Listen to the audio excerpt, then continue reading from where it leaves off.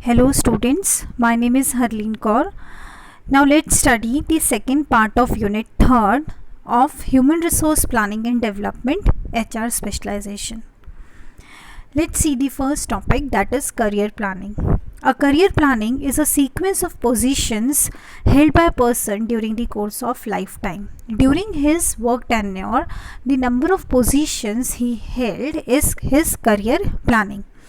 Let's see the second point, that is a career, a sequence of separate but related work activities that provide continuity, order and meaning in person's life. Means you perform those activities that are having meaning in your life as well as they are continuity to your career. Career planning is a process of systematically matching career goals and individual capabilities with opportunities for their fulfillment. Means a career planning is a process where you have your goals as well as you have the capabilities and opportunities to fulfill those goals. Now let's see why career planning is needed. First, provide career goals and path. With the help of career planning, you will be able to know your goals and the path, the direction how to move towards that goals. Develop competencies. With the career planning, you can develop your skills, you can develop your knowledge if you are clear what you want to do. It helps in developing employee to make them ready for future challenges. With the help of career planning, you can be ready for your future challenges. Career planning helps in employee retention. It helps to retain as you get numbers of opportunities in organization, so it helps you to retain. Then motivation, it's a motivation factor. It reduces dissatisfaction and turnover. Your dissatisfaction and turnover reduces because of career planning.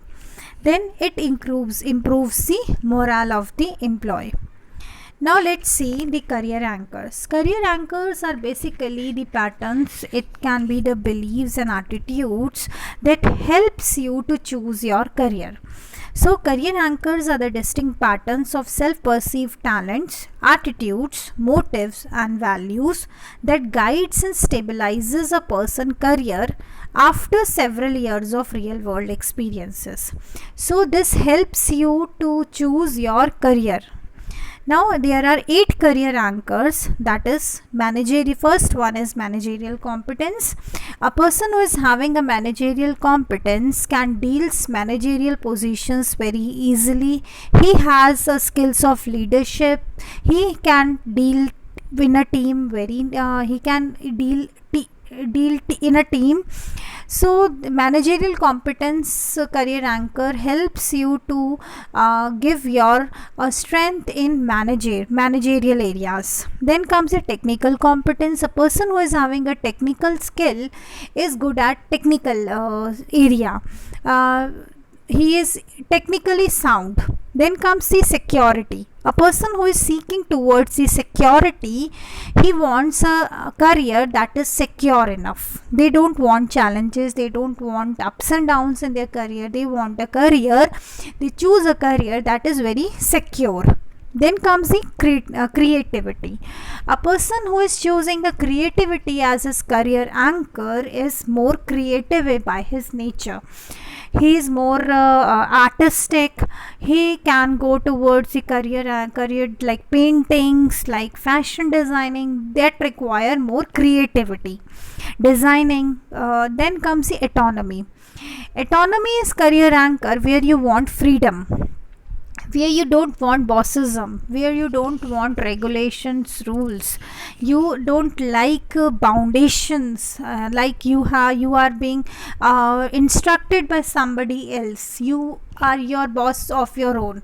That is means you are going for the business career. Then dedication is the dedication is you are giving choosing a career where you are more towards the inventions, more towards the scientific areas, where you are working for the society.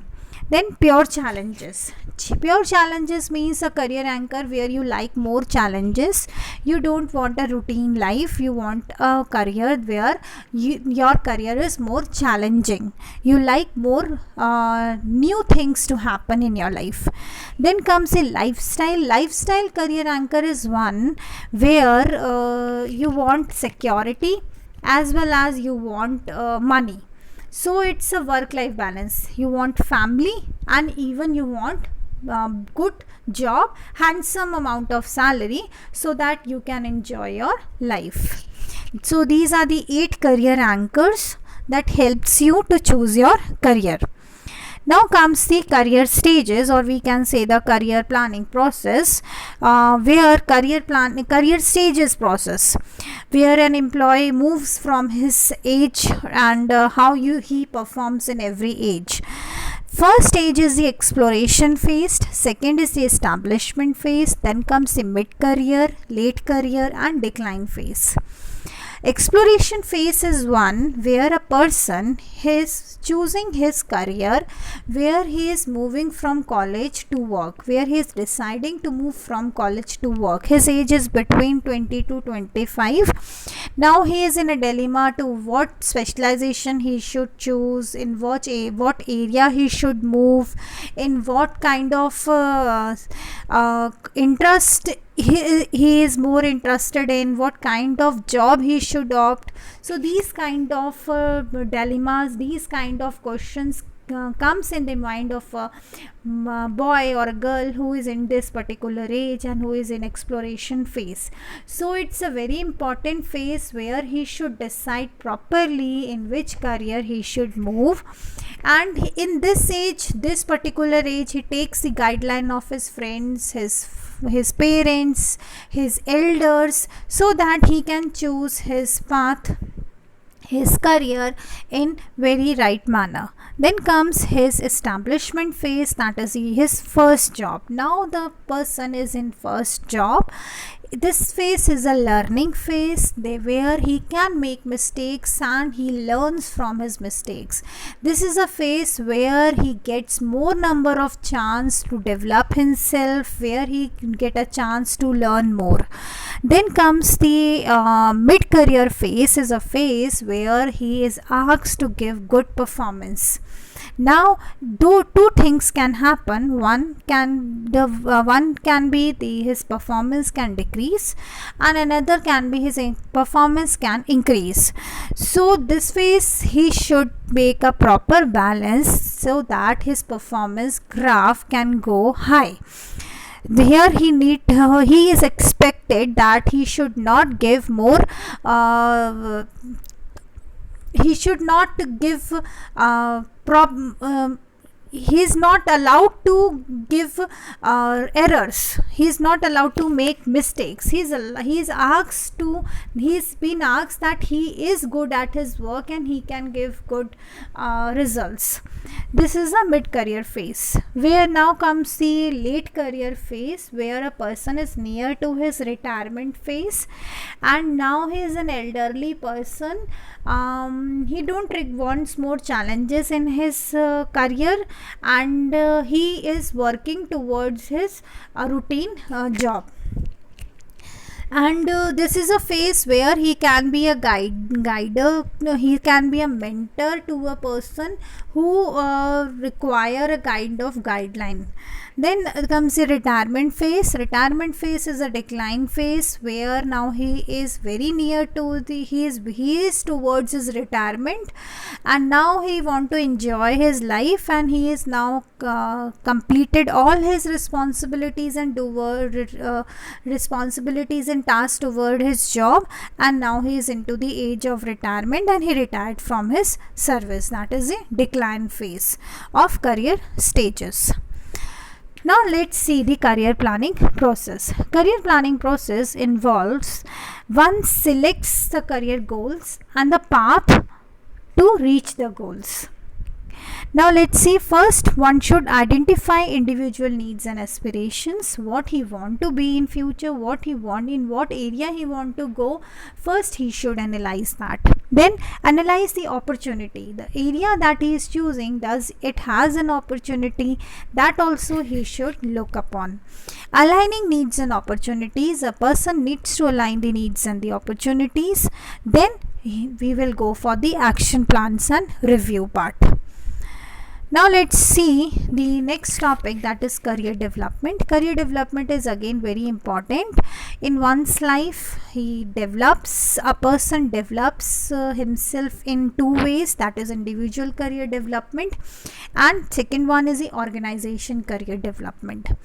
Individual career development includes where an individual, what individual do to develop himself. First one is performance. Performance is one where he give excellent performance, where he give good results, so that he may get the opportunities to grow and he can increase his career graph. Then comes the exposure.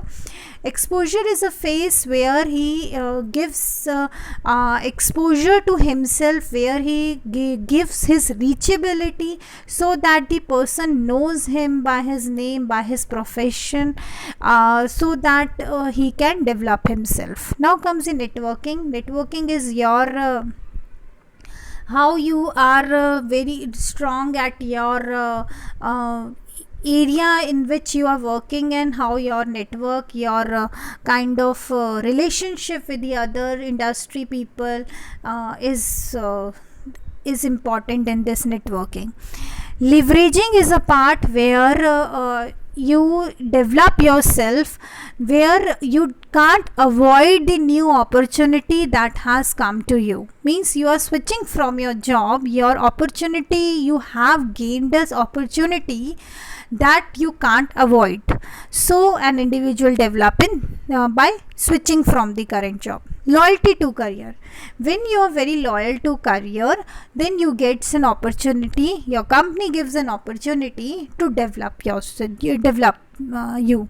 Then comes the mentors and sponsor. A mentor is a person that guides you, that develops you, that gives you direction how you can improve your career. Sponsor is a person that gives you kind of he can be your friend, he can be your colleague who help you to develop. Then key subordinates. Your subordinates help you to develop. Then comes expandability. You expand your area, you expand your expertise area, so that this can help you to develop. Now comes the second career development, that is organization career development. Organization career development includes what the organization is doing to develop you. It includes self-assessment tools. Organization develops you through self-assessment, through counselings, through workshops, through workbooks. He provide you various kind of trainings through which they can develop. They can do counselings, organization assessment programs they can do, where your kind of test, your feedbacks, your appraisals, your training modules helps you to develop. Development programs includes trainings, job rotations, your seminars that helps you to develop. Then includes the career planning for the special groups. Special groups means those groups that are very different from others, a group of people who are very good at potential. So the company go for different training plans for them, so that they can be available for succession planning. They can go for higher positions in the organization. Even the dual career couples, both the members of the family, both the couples are working and they are not able to balance their life, so they give the trainings, they give the opportunities to both the couples, so that they can have a balance in their life as well as their professional life. This is for the special groups. Now let's see the another topic, that is HRD, climate and culture. A climate refers to the perception that employees have about policies, procedures, practices and conditions which exist in working environment. Climates is a perception of employee, what he feels from the organization, what he gets from the work environment in which he is working, that is climate. HRD climate as a conceptual linkage between organization and individual that intervenes between specific situation attributes or even some individual perception, attitudes and behavior. So HRD climate is a kind of an individual and organization linkage. So it intervenes every time. Now HRD climates has 3 dimensions, that is journal climate, Octopact climate and the implementation of HRD mechanism. Now let's see what is this. Journal climate deals with the importance given to human resource development in journally by top management and line managers. So a climate where journal climate is one where an HR gives you top and line managers importance is given to them. Then HRD culture is essential for facilitating HRD climate. A culture, we need to build a certain culture so that the climate is feasible for the people who are working in organization.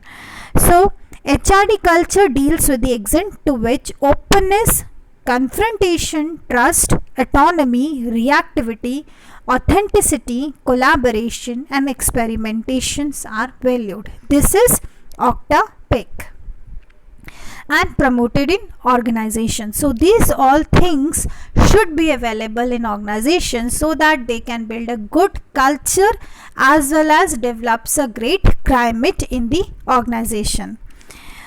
HRD climate has tendencies such as treating employees as most important resource, perceiving that developing employees' job for every managers, believing in capacity of employee, communicating openly, encouraging risk and increasing risk taking and experimentation. Okay, we are done with this topics. Thank you, students.